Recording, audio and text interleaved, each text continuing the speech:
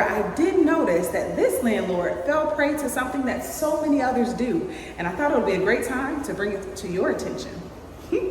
So we're getting this property ready to go. They did everything right. They followed all recommendations to make sure that that first impression for their new tenant is the best impression, and that how they hand it over is exactly the way that their tenant is expected and can be held accountable for maintaining it.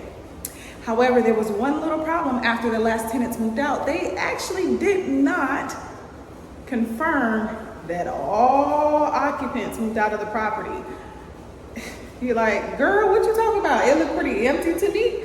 Well, it looks pretty empty to me as well. However, these occupants only come out at night, right? They find hiding spaces, they're nice and comfortable, and they actually are here in droves. That's right, those pesky roaches. Now, that's one of those conversations that no one wants to have. However, we find that all too often owners, especially condo owners that have properties that share walls with other tenants, they try to cut corners or save costs by limiting or reducing their services for pest control. So when it says pest control included, you want to make sure that as a resident, you want to make sure, are your pests just irritated? Or are they actually eradicated from the property? For this particular landlord, we had that conversation and it was a tough one to have. However, once you go through all the work and put in the maintenance required for your property and you're making sure that it's upkept, even though it may be an older home, the worst case scenario is to have your tenant move in and not want to stay because they can't get rid of those pesky roaches.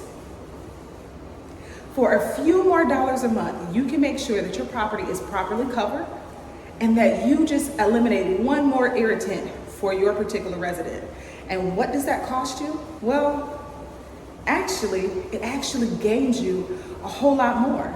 You may have a tenant, especially for properties like this one, when they move in, they get comfortable. And usually you have a tenant not just for 1 year, but multiple years at a time. You could be costing yourself in vacancy, time on the market, and just tenant unhappiness.